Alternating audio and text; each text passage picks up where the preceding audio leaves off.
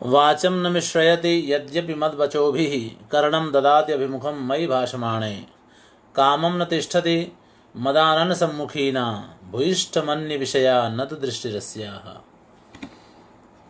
प्रणाम सभी लोगों को। काव्य दोष पर चर्चा को आगे बढ़ाएंगे।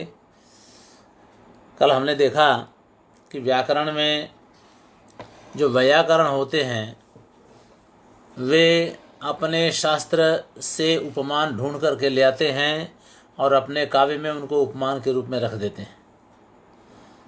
तो कोई कहे कि वो दोष है तो वो दोष भी इतना नहीं होता है, क्योंकि वो वैयाकरण है तो उसी तरह से देंगे। उसी क्रम में आगे अगर ज्ञाता भी वैयाकरण है तो वैयाकरण ज्ञाता के लिए व्याकरण के कुछ नियम या कुछ रूप प्रयुक्त किए जा सकते हैं। आप जानते हैं 10 लकार होते हैं, ठीक है। तो 10 लकार होते हैं। पहले तो ये जानें कि उनको लकार क्यों कहा जाता है। ल यानी लकार, लह इति लकार, यानी ल को ही लकार कहा है। अब ल कहाँ से आया वो भी जाने। तो आप जानते हैं कि पाणिनि का अध्ययन जब हम करते हैं तो उनके बारे में एक कहावत कही जाती है कि अर्धमात्रा लाघवेन पुत्रोत्सवम मन्यन्ते वैयाकरणाः, ठीक है। यानी आधा मात्रा को शॉर्ट कर देने से, छोटा कर देने से जो उत्सव या जो प्रसन्नता मिलती है वैयाकरण को, वह पुत्र के उत्सव के बराबर की होती है प्रसन्नता। तो पुत्र के उत्सव जैसा उत्सव मनाते हैं। आधी मात्रा को कम करने से जो उनको खुशी मिलती है तो उस खुशी को वो पुत्रोत्सव जैसे मनाते हैं, ठीक है। ऐसे में लकार को ल क्यों कहा जाए तो देखिए, काल शब्द है। काल में जो क है तो क, एक तो काल क आ ल अ 4 हैं, तो 4 में से शॉर्ट करना था तो ज़्यादा से ज़्यादा क्या शॉर्ट कर सकते, क करते, ठीक है ना। ककार करते तो क काल का वाचक हो जाता है। लेकिन क तो संस्कृत भाषा में कई जगह प्रत्यय के रूप में क आया हुआ है, कृदंत के रूप में कृदंत के रूप में आया है, तद्धित के रूप में आया है। तो इतने सारे क प्रत्यय हैं कि क जो है काल का वाचक नहीं बन पाता, ठीक है। इसीलिए उन्होंने क का चयन नहीं किया लकार के लिए। आ तो स्वर है तो आ भी बहुत सारे मिल जाते हैं। ल एक ऐसा वर्ण था जिसको काल के स्थान पर, जो कि काल के शब्द में ही आता है, उसके ल को उन्होंने काल का वाचक मान लिया, ठीक है। तो जब भी लकार कहा जाए तो आप समझिए कि वो काल है। अब आप कहेंगे कि बहुत सारे शब्द तो सभी लकार तो काल के वाचक होते नहीं हैं। जैसे भूत, वर्तमान और भविष्य तो काल के वाचक हो गए। तो 3 भूतकाल होते हैं और 2 भविष्यत काल होते हैं, तो 5 हो गए और 1 वर्तमान काल हो गया, 6 के अलावा बाकी के जो 4 लकार होते हैं वे कोई कालवाचक नहीं होते हैं। लेकिन उपलक्षण से वो भी काल के अधीन ही आते हैं, क्योंकि कोई भी क्रिया हो वो किसी न किसी काल में तो होती ही है। जैसे मान लीजिए कहा जाए कि आपको पुस्तक पढ़नी चाहिए, तो यह भी काल के अंतर्गत रखा जा सकता है। पढ़नी चाहिए का मतलब ये हुआ कि अभी आप पढ़े नहीं हैं, आप पढ़ नहीं रहे हैं, अब आपको पढ़ना चाहिए। तो पढ़नी चाहिए का मतलब हुआ कि ये क्रिया जो है भविष्यत्कालिक है। आप पढ़े होते तो पास हो गए होते, ये क्रिया भूतकालिक है, जबकि ये सशर्त है। शर्त क्रियातिपत्ति इसको कहते हैं, तो ये भूतकालिक है। और इसी तरह से आज्ञार्थक है, भाई पढ़ो, कोई आज्ञा आपको दे तो यह पढ़ो, इसका मतलब वो भी भविष्यत काल में, अभी आप पढ़ नहीं रहा है, पढ़ने के लिए उसको कहा जा रहा है तो पढ़ेगा, भविष्यत्कालिक हो गया। आशीर्वाद भी भविष्यत्कालिक ही होता है, सुखी हो, ठीक है। तो ये सब भविष्यत्कालिक हो जाते हैं। तो ऐसे में कोई भी क्रिया काल से पर नहीं है, इसीलिए उसको काल के ल को काल का वाचक मान लिया गया लकार के रूप में। तो जब लकार कहा जाए तो समझिए कि वह काल है। अब ऐसे इनकी संख्या 10 होती है। तो 10 में से भविष्य भूतकाल के देखिए, लट लकार, लट लिट लुट लिट लंग लुंग लिंग, ठीक है। और लिंग है तो उसमें 2 आ जाते हैं, विधिलिंग और आशीर्लिंग, इस तरह से। और लेट भी बीच में आता है, लिट के बाद लेट हो जाता है, लुट के बाद, ठीक है। तो जो लेट होता है वो तो वेद में होता है। तो इस तरह से जो है लकार की गणना की जाती है। अब इस लकार में जो लुंग लगा, हाँ, तो इसमें भूत का लट तो वर्तमान काल, वर्तमान लट से वर्तमान काल हो गया। लिट है और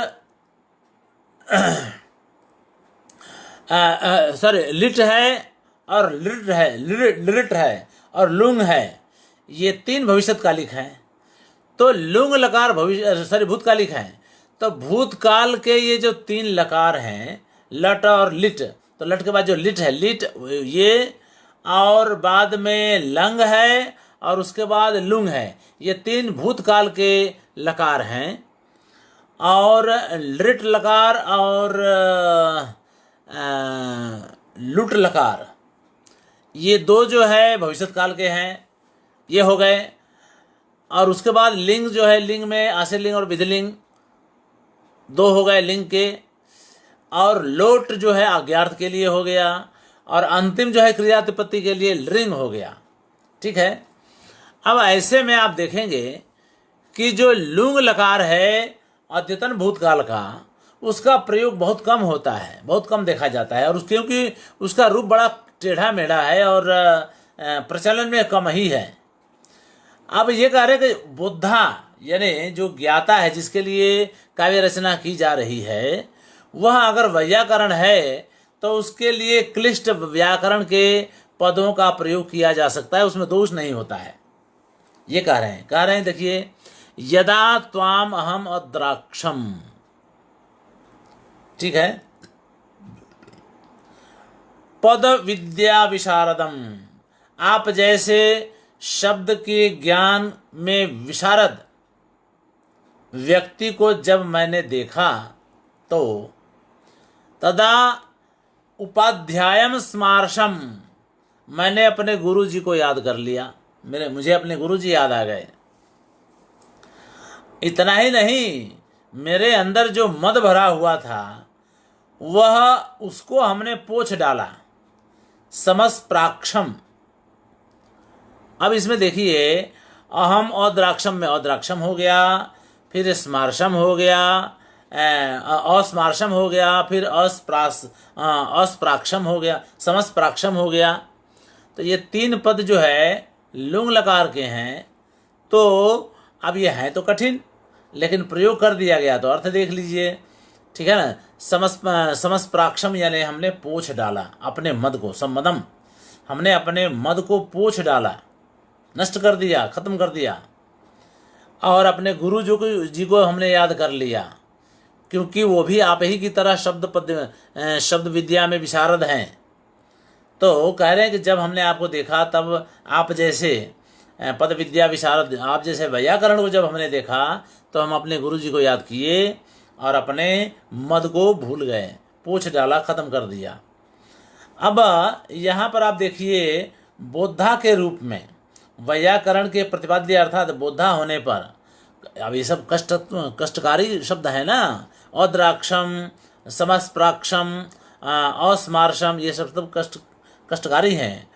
तो फिर भी चूंकि बोधा जो है व्याकरण है, इसलिए दोष नहीं माना जाएगा इसको, ठीक है। चलें आगे।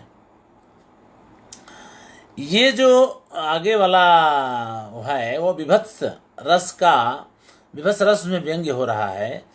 तो उसमें श्रुति कटु दोष तो है, लेकिन ताड़का को मारा है, तो वो जो भाग रही थी तो उसका वर्णन विश्वामित्र के सामने लक्ष्मण आके कर रहे हैं, ठीक है। तो वही अब कर रहे हैं, तो क्या कैसे कर रहे हैं देखिए। कह रहे अंत्र प्रोत बृहत कपाल नलक क्रूर क्वणत कंकण प्राय प्रेंखित भूरि भूषण रवैहि आघोषयन्ति अंबरम।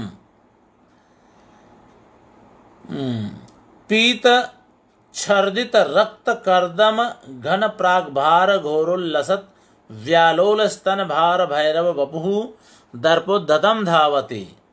विश्वामित्र से आगे पीछे के सब वाक्य होंगे तो उसमें लक्ष्मण जो कह रहे हैं कि अंत्र यानी अतणियों से प्रोत। अब देखिए प्रोत शब्द कितना कठिन है, आपको जल्दी पता ही नहीं चलेगा।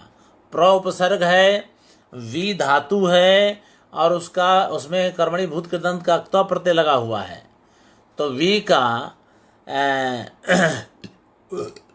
वची स्वपी यजादि नाम किति, इस सूत्र से वी का उ हो गया और उसमें प्रत्यय लगा उत हो गया, तो ऊत हो गया।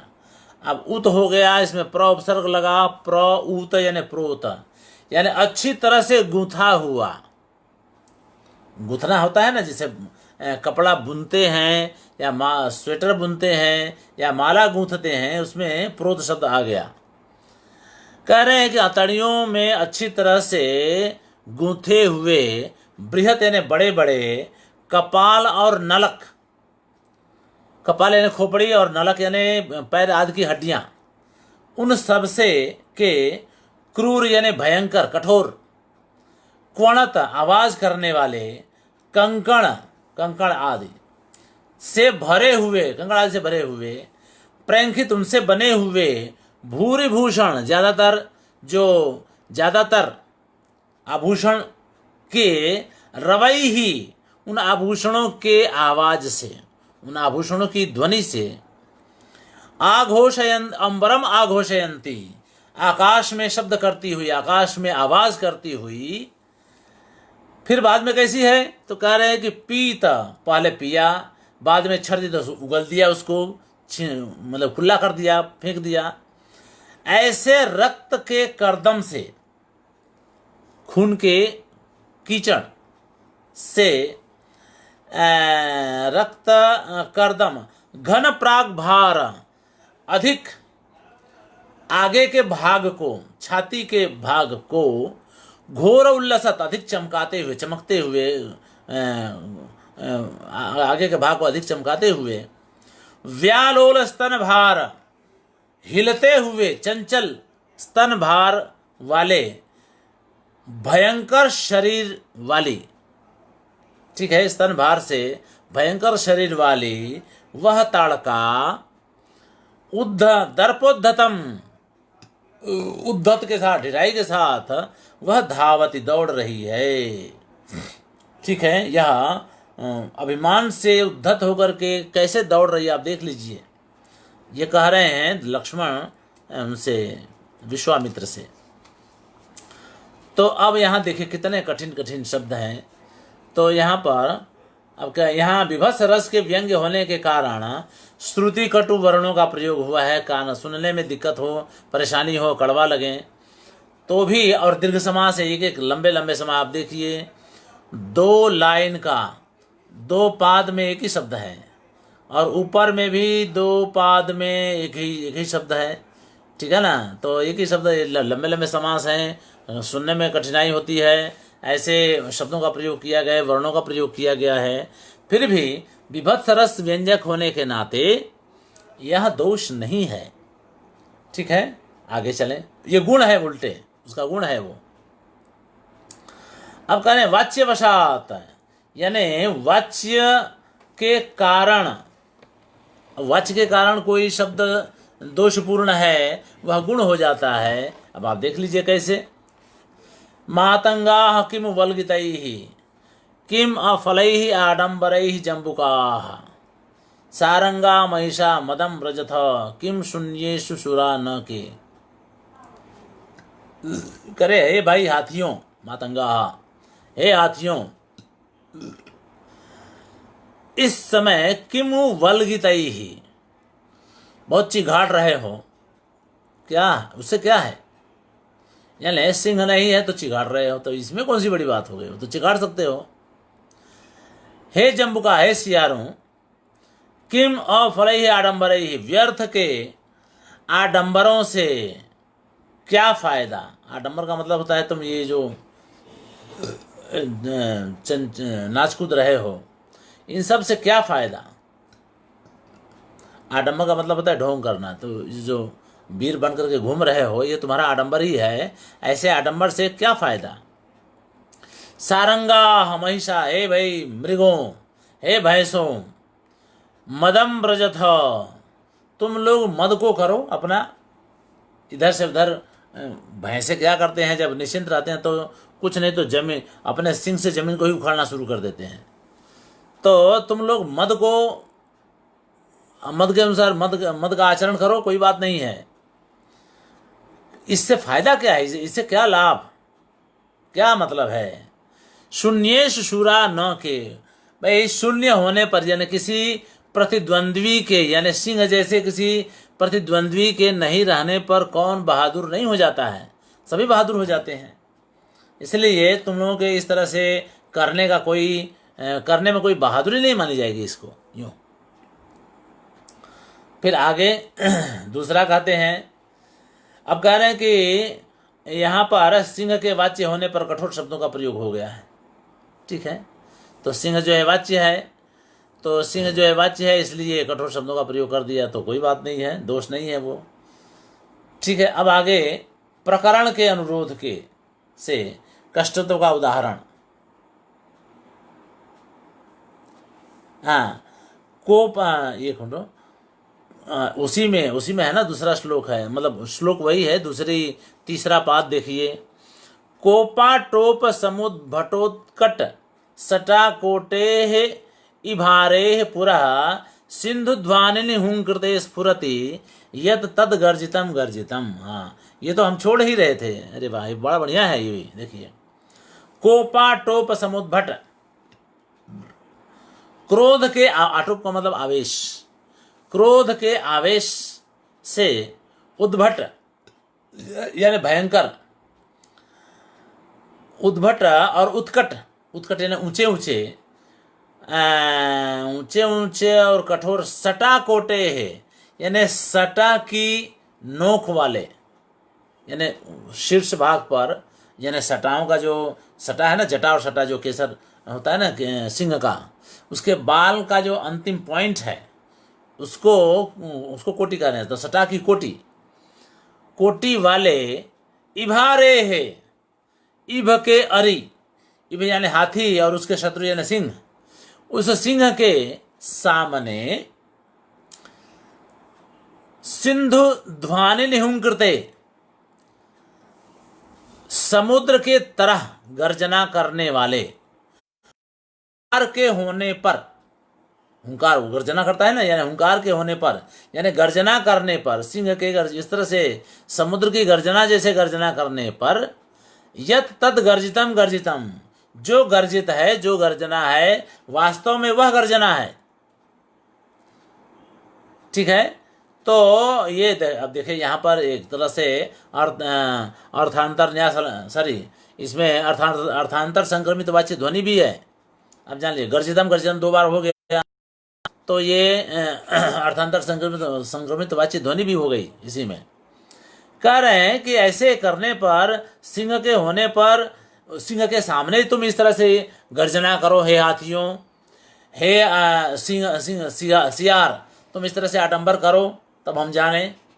ठीक है ना। सारंगा, हे मृग, हे भैंसे, तुम लोग भी सिंह के सामने इस तरह से करो, तब हम जाने। ठीक है, यानी ऐसा नहीं कर सकते हो। अत्र सिंहे वाच्य परुषाः शब्दा, सिंह के वाच्य होने पर, विभत्स रस की व्यंजना होने के कारण यहाँ पर परुष शब्द गुणकारी है, गुण है, दोष नहीं है। ये है प्रकरण वशात यथा, प्रकरण के अनुसार भी जैसे कुछ शब्द होते हैं, तो वे जो है, आप देखिए, रक्ता शोक कृशोदरी क्वनुगता त्यक्त्वा अनुरक्तम जनम, नो दृष्टा इति मुधैव चालयसि किम वातावधूतम शिरः, उत्कंठा घटमान षट्पट दष्ट छदः तत्पादा हतिम अंतरेण भवतः पुष्पोद्गमोऽयं कुतः। यह श्लोक बड़ा बढ़िया है। और कहाँ है उसमें, हाँ, विक्रमोर्वशीय में आता है ये श्लोक। कह रहे हैं कि हे लाल अशोक, रक्ताशोक,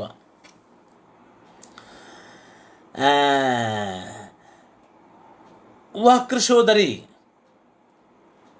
जिसका पेट पतला हो, छोटा हो, वह उर्वशी क्व नु गता, कहाँ चली गई है।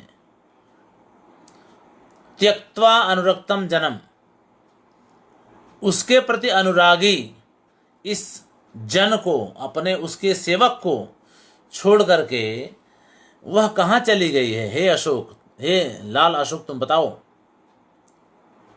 अब वो दूसरी लाइन कह रहे हैं, देखिए एक उक्ति है ना, ये एक उक्ति आकाश भाषित कहते हैं उसको। अरे क्या कह रहे हो कि मैंने देखा नहीं है। तो कह रहे हैं कि भाई पवन के द्वारा हिलाए गए सिर वाले, हिलाए गए सिर को तुम क्यों हिला रहे हो। पवन के द्वारा हिलाए गए सिर को तुम क्यों हिला रहे हो, ये कहते हुए कि मैंने नहीं देखा है। ऐसे करते हैं ना लोग, नहीं, और कुछ बोल नहीं रहा है तो ऐसे कर रहे हैं, वास्तव में उसको हवा हिला रही है। लेकिन अब ये समझ रहा है अपने लिए कि भाई तुम ये सिर हिला करके तुमने नहीं देखा है, ये कहना चाहते हो, तो ये बात गलत है। मुधा, मुधा लिखा, मुधा एवं चाल, ऐसे तुम गलत व्यर्थ में ही ये सिर हिला रहे हो कि हमने नहीं देखा है। तुम ऐसा नहीं कर सकते हो, तुमने देखा ही है। क्यों ऐसा, तो प्रमाण दे रहे हैं। कह रहे हैं उत्कंठा घटमान षटपद संघट्ट दष्ट छदः, यानी उत्कंठा से, ठीक है, उत्कंठा से घटमान इकट्ठा होते हुए, होने वाले, उत्कंठा से इकट्ठा हुए भंवरों के, षटपद है ना, तो भंवरों के संघट यानी समूह से दष्ट यानी छिद गए हैं, छदः पत्ते जिसके, ऐसे तुम तत्पादा हतिम अंतरेण, उस उर्वशी के पाद के आहत यानी आघात के बिना, भवतः आपका, अयम पुष्पोद्गम कुतः, यह आपका पुष्पोद्गम कैसे हो सकता है, यानी हो ही नहीं सकता है। यह प्रमाण है कि हमारी उर्वशी को आपने देखा है, क्योंकि उसी के पाद के प्रहार से आप में ये जो है फूल खिले हुए हैं, और उन फूलों पर उत्कंठा के कारण सारे भंवरे इकट्ठा हो गए हैं, जिनके इकट्ठा होने के कारण उन फूलों की पंखुड़ियाँ छिद गई हैं, टूट यानी कट गई हैं। तो उस उर्वशी के पादाहति यानी पाद के आघात के बिना यह आपके ऊपर जो फूलों का आगमन हुआ है वह नहीं हो सकता है। तो इस तरह से आप देखिए क्या है, अत्र शिरोधूनेन धूननेन कुपितस्य वचसि, यानी सिर हिला रहे हैं ना, तो उसमें कुपित यानी क्रोधी पुरुरवा की वाणी में दोष है वैसे तो, लेकिन दोष नहीं माना जाएगा, क्योंकि क्रुद्ध है, क्रोधी है। इसलिए कह रहे हैं कि यहाँ पर सिर हिलाने से कुपित हुए पुरुरवा की उक्ति में यह जो समास बहुलता दिखाई पड़ रही है, श्रुति कटुता दिखाई पड़ रही है, ये दोष नहीं माना जाएगा। वैसे तो दोष है, लेकिन दोष नहीं माना जाएगा। तो विरह श्रृंगार का है, यानी विप्रलंब श्रृंगार का ये उदाहरण है, तो इसमें भी उसका ध्यान रखना चाहिए। लेकिन चूंकि वो क्रोध से बोल रहा है पुरुरवा, इसीलिए इसको दोष नहीं माना जाएगा। चले आगे, क्वचित नीरसे न गुणो न दोषः, कहीं कहीं ऐसे काव्य बनते हैं जो नीरस होते हैं, यानी उसमें रस होता ही नहीं है। तो ऐसे में अगर आप इस तरह का प्रयोग करें, श्रुति कटु आदि शब्दों का प्रयोग करें, तो उसमें जब कोई रस है ही नहीं, तो ऐसे प्रयोग न तो गुण माने जाते हैं और न ही दोष माने जाते हैं। ठीक है, ऐसे काव्य न तो गुण सहित हैं और न ही गुण रहित हैं, यानी नहीं गुण दोष सहित भी नहीं है और गुण सहित भी नहीं है, दोनों हैं। अब देखिए, अब इसमें आप देखिए कितना कठिन शब्दों का प्रयोग हुआ है। एक एक करके एक एक शब्द का हम प्रयोग करेंगे, अर्थ करेंगे, तब जाकर के अर्थ बैठेगा। ठीक है। मूल जो इसका वाक्य बनता है वह है, इसमें दो वाक्य बनते हैं। प्रथम दो पाद में एक वाक्य और दूसरे दो पाद, और इन दोनों ही इस काव्य को, ठीक है, इन काव्य को अब ये जो श्लोक है, ये श्लोक है सूर्य शतक का, जिसको मयूर कवि ने लिखा था। ठीक है। आप जानते हैं मयूर कवि ने बाणभट्ट की पत्नी को चिढ़ा दिया था। कुछ प्रत्या सत्या कठिनमपि ते चंडी, है ना, ऐसा श्लोक है, आता है ना। तो उसमें उसके लिए लोगों ने उनको कोढ़ हो गया, शाप दे दिया। उस बाणभट्ट की पत्नी ने, उनको कुष्ठ रोग हो गया। कुष्ठ रोग हो गया तो लोगों ने सलाह दी कि भाई आप सूर्य की उपासना कीजिए, काव्य बनाइए उनके लिए, तो आपका ये कोढ़ मिट जाएगा। अब उसी का ये वर्णन कर रहे हैं यहाँ पर। ठीक है। तो उसी सूर्य शतक का एक श्लोक यहाँ पर इन्होंने लिया है। अब सूर्य की स्तुति कर रहे हैं तो वहाँ पर किसी रस की बहुत गुंजाइश नहीं है। तो रस की गुंजाइश नहीं है तो बिना रस का ही है, इसलिए नीरस हो गया। तो नीरस हो गया तो कठिन शब्दों का प्रयोग तो कर ही दिया उन्होंने। अब देखिए, तो कह रहे हैं कि जो सूर्य घटयति यानी जोड़ता है, बनाता है, निरोग कर देता है, रिपेयर कर देता है, ये सब सारे अर्थ उसमें आएंगे। उस सूर्य की रश्मियां यानी रश्मियां आप सभी लोगों के लिए पाप का नाश करने वाली हों, या यानी पाप का नाश करें, इस तरह का अर्थ बनेगा। तो ऊपर वाला यह से जुड़ा हो, यह यत सर्वनाम से जुड़ा है, और नीचे तत् सर्वनाम से जुड़ा है। अब आप एक एक शब्द का अर्थ कर लें। देखिए, शीर्ण ग्रह, अब जो कोढ़ी आदमी होता है उसके हाथ और पैर के नाखून गल जाते हैं, नाक भी गल जाती है, नाक रहती ही नहीं है, चौड़ी हो जाती है वो नाक। ऐसे कोढ़ी लोगों को आपने भी देखा होगा, हमने भी देखा है। उसी का ये वर्णन कर रहे हैं, क्योंकि ये इस दशा को ये मयूर कभी खुद ही प्राप्त हो गए हैं। ठीक है। तो उनका वर्णन करना बड़ा आसान है। कह रहे हैं शीर्ण यानी गले हुए, हाथ पैर गल जाते हैं ना, कोढ़ी के हाथ पैर गल जाते हैं, नाक भी गल जाती है। तो शीर्ण, घ्राण, अंघ्रि और पाणीन। ठीक है। यानी गले हुए, घ्राण यानी नाक, अंघ्रि यानी पैर, और पाणीन यानी हाथ। ठीक है। व्रण भी अपघनई ही, ठीक है ना, यानी घने घावों से भरे, अंगों से उपलक्षित। अब ये क्या हो, तो कोढ़ होता है तो घाव घाव हो जाता है, वो घाव, ये तीनों अंग गल जाते हैं। ठीक है। तो वही कह रहे हैं व्रणी भी अपघनई ही। ठीक है। तो अपघनई यानी घोर, अतिशय। आप जानते हैं कोढ़ी को उस घाव की वजह से दर्द नहीं होता है, संवेदना ही उसकी मिट गई होती है। ठीक है। मतलब उन अंगों से जो कष्ट की संवेदना होती है ना, वो अनुभूति, कष्ट की अनुभूति वो तो नहीं होती है उससे। तो व्रण भी अपघनई, घोर घोर घाव की वजह से इन अंगों को जो गल चुके हैं,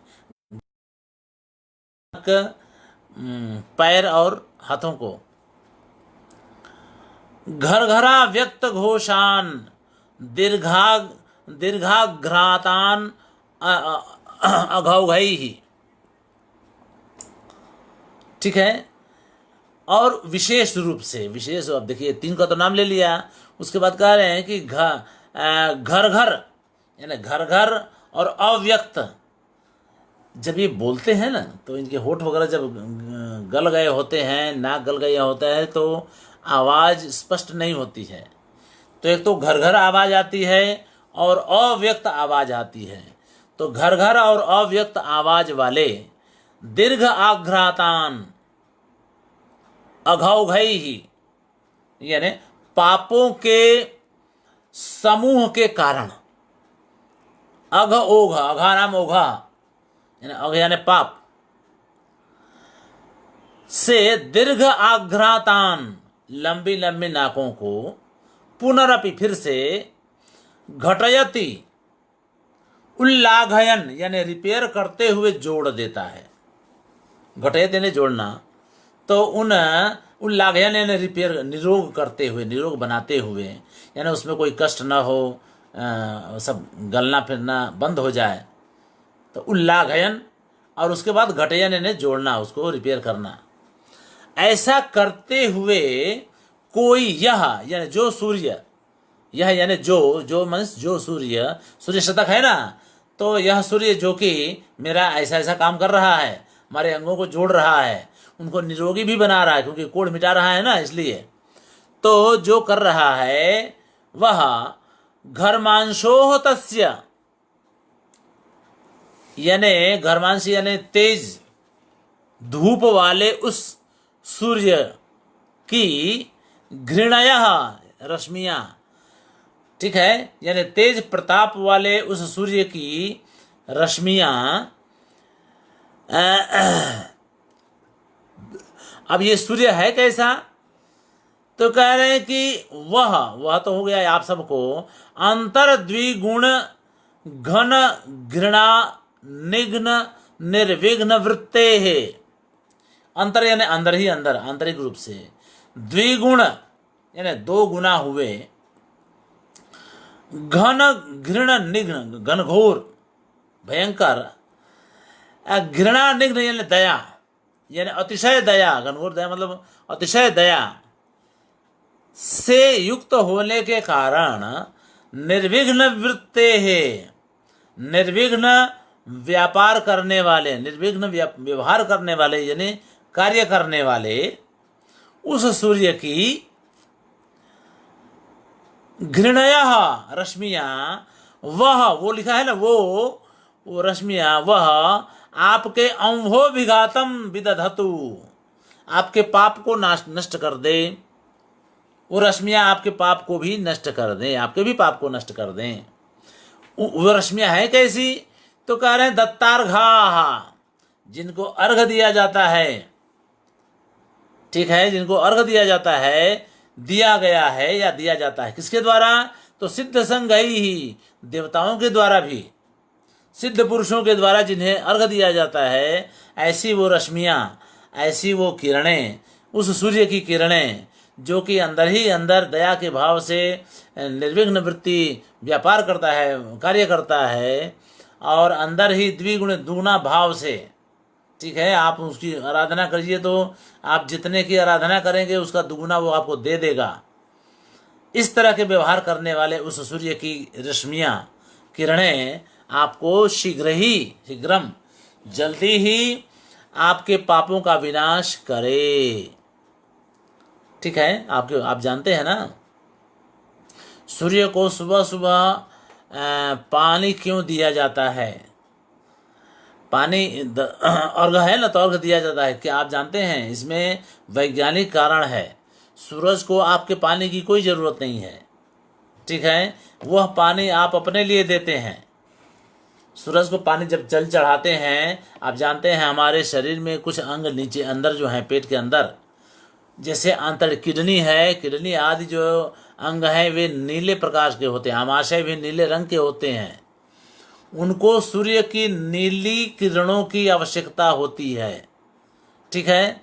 वे किरणें हमारे शरीर तक सीधे सीधे नहीं पहुंच पाती हैं, क्योंकि उतना तेज होता है कि हमारा शरीर उनको ले नहीं पाता है, सूरज से सीधे सीधे हम नहीं ले पाते हैं।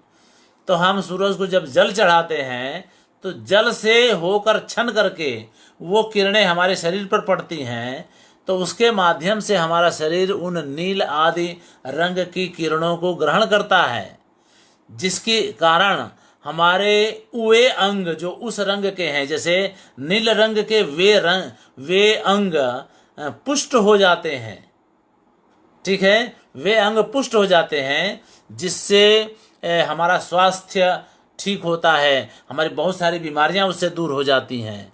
बहुत सारे लोग कहते हैं, एक आध लोग हैं, एक किस्सा बता दें आपको। आजकल जो ये कम्युनिस्ट होते हैं, ये लोग ये लोग सूडो इंटेलेक्चुअल हैं।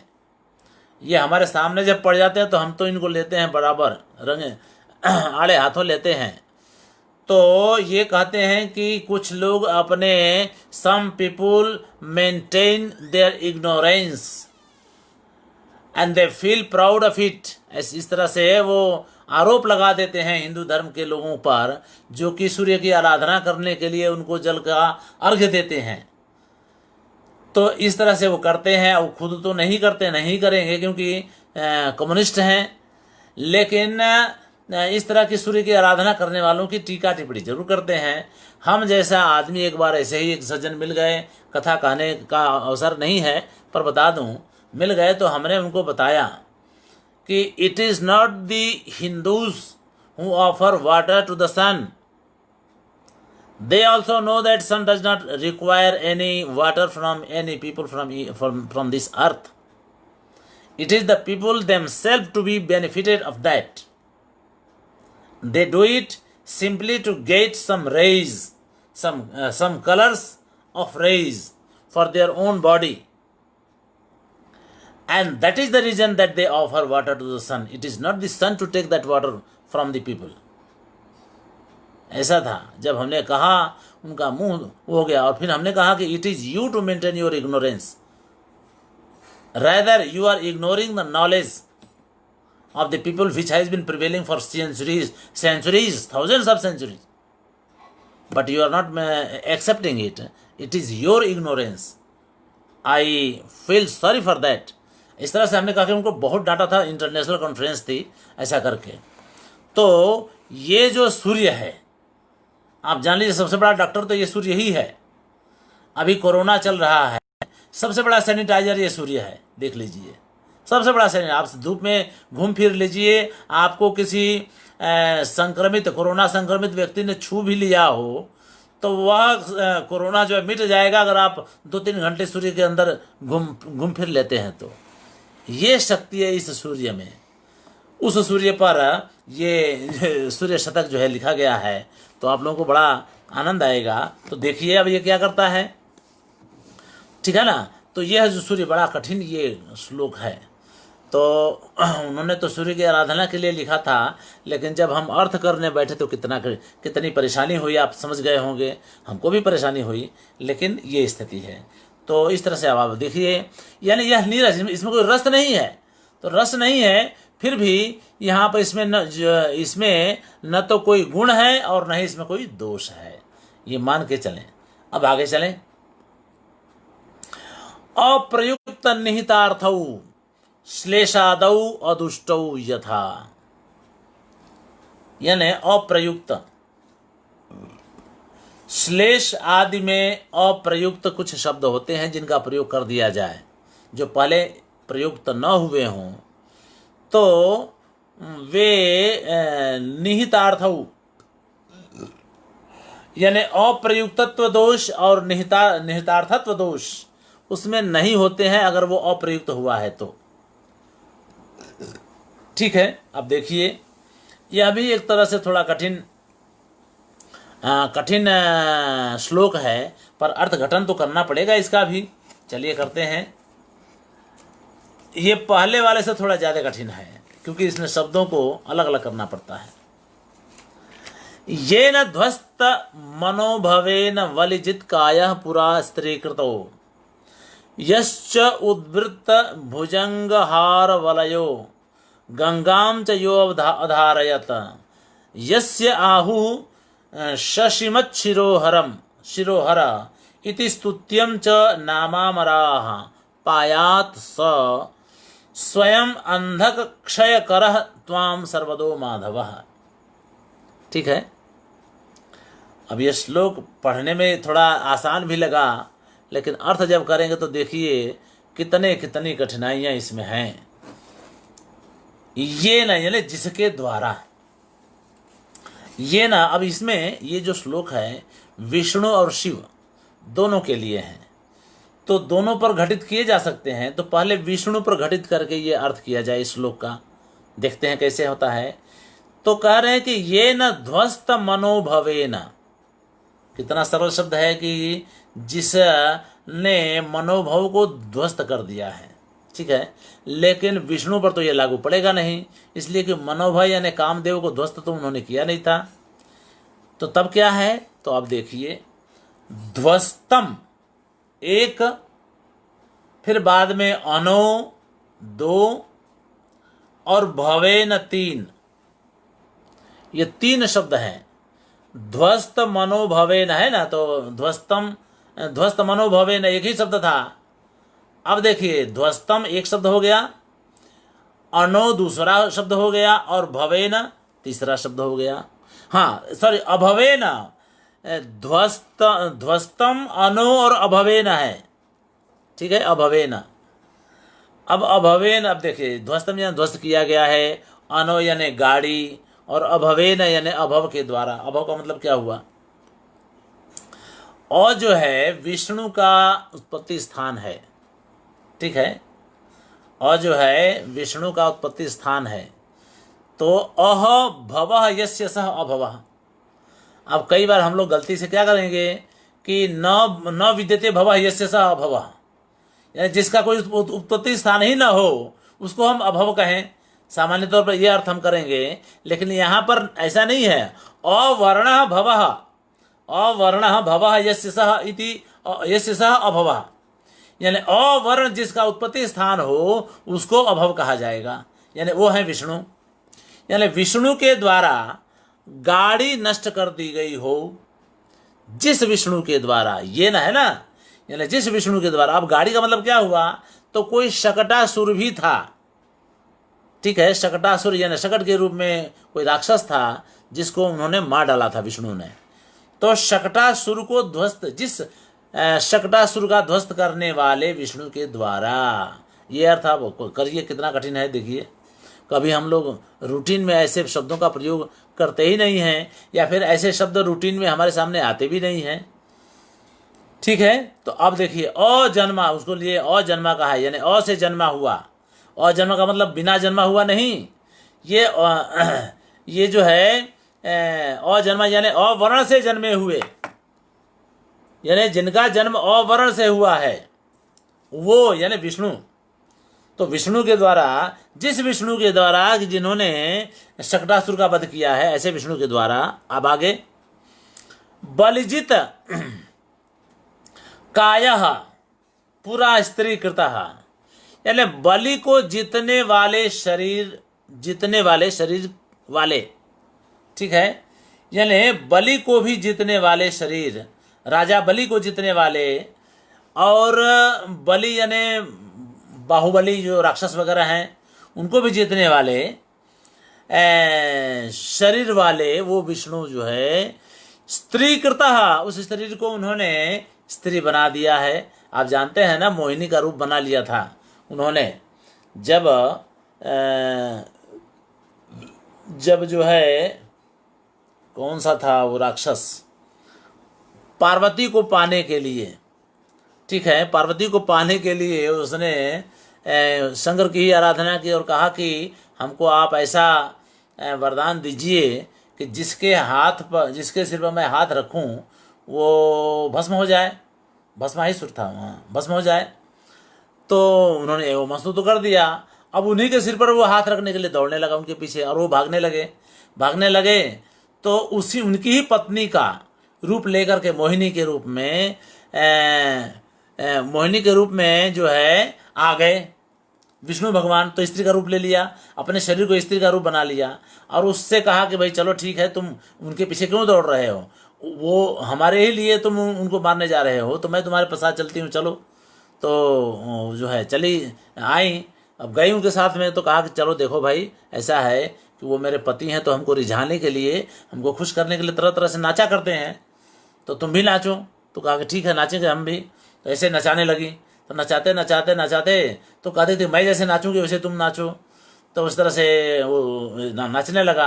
तो बहुत सारे पोज में वो नाचने लगी, वो भी उसी को देखकर वो भी नाचने लगा। तो एक बार ऐसे ही उन्होंने नाचने के पोज में ही अपने ही सिर पर अपना हाथ रख दिया, अरे अपने सिर पर अपना हाथ रख दिया। तो उसी का अनुकरण करने के लिए उस भस्मासुर ने भी अपने हाथ पर अपने सिर पर अपना हाथ रख दिया और भस्म हो गया। इस तरह से तो स्त्री कृतः यह हो गया। अब आगे यश्च उद्वृत्त भुजंगहार वलयो गंगाम च यो धारयत। ठीक है, अब देखिए यश्च और जिसने, जिस विष्णु ने उद्वृत्त यानी भयंकर, भुजंगहा एक शब्द लीजिए और बाद में अरवलय, ठीक है। अब यहां पर अरवलय हार है ना, तो भुजंगहा आप जानते हैं ना, हन धातु है, हन धातु का गति तत्पुरुष नहीं तो हन हुआ, तो हन में भुजंगहा यानी भुजंगम हंति इति भुजंगहा, यानी भुजंग को मारने वाला जो है वो भुजंगहा है विष्णु। और रव लय यानी और रव में ही जो लय हो जाता है, जो विलीन हो जाता है वह विष्णु का ही वाचक है वो। और रव यानी अशब्द, आप जानते हैं जिस अगर वो वर्ण भी है लेकिन अगर उससे कोई अर्थ निकलता है तो शब्द भी हो गया। तो इसीलिए अरव यानी अशब्द में जिसका लय हो रहा हो, ऐसे वो विष्णु, ठीक है। अरव लय वाले यानी अशब्द में ही जिनका लय हो रहा है, ऐसे विष्णु भगवान। अब देखिए इसमें बहुत सारे, अब भुजंग का उन्होंने भुजंग को मारा था, तो कालिय नाग को मारा था ना मथुरा में, तो अब वहाँ देख लिए काली नाग को मारा था तो भुजंगहा हो गए, और रव लय भी हो गए, ठीक है, क्योंकि वो तो और लय है ना, और वर्ण में उनका लय हो जाता है, इसलिए और जो है विष्णु का वाचक होता है, ठीक है। अब आगे चलें तो वलयो, फिर बाद में वलयो गंगाम है, तो अगम और गाम, ठीक है, अगम और गाम को धारण करने वाले। तो अगम यानी न गच्छति थी अगह तम, यानी जो चलता नहीं है उसको अग कहेंगे। किसका वाचक हुआ? पहाड़ को, गोवर्धन पर्वत को धारण कर लिया था ना, वो गोवर्धन का वाचक हो गया अगम। यानी अगम को धारण किए जिन्होंने, जिस विष्णु ने अग को धारण किया यानी गोवर्धन पर्वत को धारण किया, और गाम यानी पृथ्वी को धारण किया जब वो वराह अवतार में थे, तो पृथ्वी को धारण, गाम यानी पृथ्वी, तो पृथ्वी को धारण करने वाले जिन्होंने धारण किया, यस्य आहु, हाँ, यस्य स्तुत्यम नाम आहु, जिसके प्रशंसनीय नाम को कहते हैं। कौन?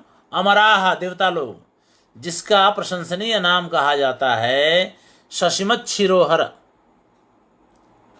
ठीक है, शशिमत शिरोहर यानी शशिमत शिरह, शशिमत शिरह, और हर यानी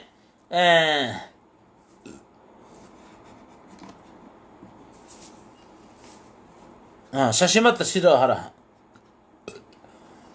जिसको शशिमत यानी शशिमत। अब उसमें देखिए शशिमत जो शब्द है उसके एक तो शशिमान है इसलिए शशिमत हो गया, और शशिम मथनाति इति शशिमथ यानी राहु, यानी जो चंद्रमा वाला है वो शशिमत हो गया एक, वो तो शंकर के साथ जाएगा। और यहाँ पर शशि विष्णु के लिए शशि मथ को यानी चंद्रमा को मथने वाला कौन है? राहु है। यहाँ राहु का वाचक हो विष्णु के अर्थ में, तो राहु को मथने, सॉरी, चंद्र को मथने वाले राहु को, है ना, राहु को हरह शशिमत शिरोहरह, उसको धारण करने वाले राहु का सिर सजिमत शिरो हर यानी सिर को हरण करने, ससीमत यानी चंद्रमा को हरने वाले राहु को, शिरो यानी सिर को काटने वाला, हर यानी लेने वाला, यानी राहु के सिर को काटने वाले वो तो विष्णु ही थे, आप जानते हैं, क्योंकि वही बांट रहे थे ना, तो वही बांट रहे थे अमृत को, तो ये पी लिया चोरी से आकर के देवताओं की लाइन में राहु और केतु, तो उन्होंने चक्र सुदर्शन से उनके सिर को काट दिया। तो जब काट दिया तो हो गया ना, तो शशि को मथने वाले राहु के सिर को हर यानी हरने वाले विष्णु, विष्णु को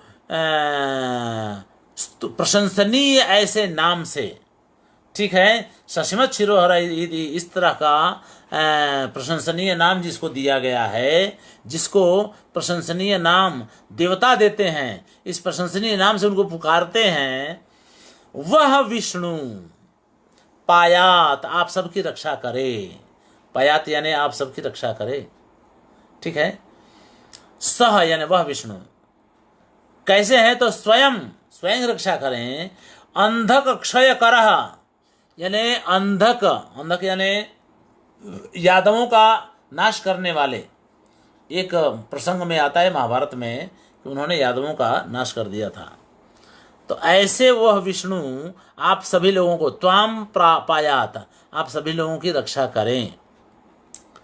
फिर आगे सर्वदो माधव, ऐसे सर्वदो माधव, ऐसे तो सब कुछ देने वाले माधव एक अर्थ हुआ, ठीक है, यानी सब कुछ, सर्वदा है यानी सब कुछ देने वाले, सर्वम ददाति सर्वदा, तो सब कुछ देने वाले माधव यानी विष्णु आप सबकी रक्षा करें। तो ये तो हो गया अर्थ विष्णु के लिए, ठीक है ना, लेकिन बात यहीं अटकती नहीं है, अब शंकर के लिए भी यही बात घटित होती, शंकर के लिए भी इस श्लोक को घटित किया जा सकता है, आप देख लीजिए कैसे। तो कह रहे हैं कि भाई ये न ध्वस्त मनोभवे न, मनोभव यानी कामदेव, जिस कामदेव को ध्वस्त करने वाले जिस शंकर के द्वारा बलिजित काया पुरा स्त्री कृतः, यानी विष्णु के शरीर को अस्त्र जिसने बनाया था, अस्त्री कृतः यानी बलिजित काया पुरा, पुरा स्त्री यानी पुरा अस्त्री, संधि कर दीजिए आकाश वर्ण दीर्घ से। तो पहले प्राचीन काल में बलि को जीतने वाले, बलि राजा को जीतने वाले उस शरीर को जिसने शस्त्र बनाया था, ऐसे शंकर ने, ऐसे शंकर यश्च उद्वृत्त भुजंग हार वलय, और जो कि भयंकर सांपों की हार, सांपों का हार पहनते हैं और वलय पहनते हैं हाथ में, अपने गले कलाई में उनके हार को पहनते हैं, उन सांपों के हार को पहनते हैं और कंगन पहनते हैं उन सांपों के, और जो जिन्होंने गंगा को धारण किया, ऐसे शंकर यस्य आहु ससीमत शिरोहरः, ठीक है, यानी जिसको देवता लोग ससीमत शिरो यानी शशिमान शिरः, ठीक है ना, यानी जिस शशिमान को यानी चंद्रमा वाले सिर, चंद्रमा जिसके सिर पर हो, ऐसे उस शंकर को हर यानी हर इस भगवान इस नाम से सभी देवता जिनको पुकारते हैं, और जिन्होंने अंधकासुर का वध किया है, अंधक क्षय करह, जिन्होंने अंधकासुर का वध किया है, ऐसे वे शंकर आप सबकी रक्षा करें। और ये एक विशेषण है सर्वदो माधव, यानी सर्वदा उमा और धव, यानी उमा धव, उमाया धवा ही थी उमा धव, ठीक है, यानी हमेशा उमा के पति आप सबकी रक्षा करें। आप जानते हैं ना, धव यानी पति होता है, तो धव का मतलब पति होता है। अब इसी पर एक श्लोक मैं सुनाना आपको चाहता हूँ। मुनि व्यास द्वारा रचित यह काव्य है, और गणेश को परेशान करने के लिए, आप जानते हैं गणेश उनके लेहिया थे महाभारत को लिखने में, तो गणेश ने शर्त रखी कि हम कोई जल्दी उनका लेहिया बनने को तैयार नहीं था, लेकिन गणेश किस तरह से तैयार हुए, लेकिन उन्होंने शर्त रखी, शर्त ये रखा कि जो है शर्त ये रखा कि भाई हम लिखेंगे तो हमारी लेखनी रुकनी नहीं चाहिए, तो व्यास जी ने कहा कि तो बड़ा मुश्किल है भाई, ऐसे ऐसे थोड़े होता है, कुछ तो होगा ना, थोड़ा समय तो चाहिए ना बीच बीच में सोचने के लिए।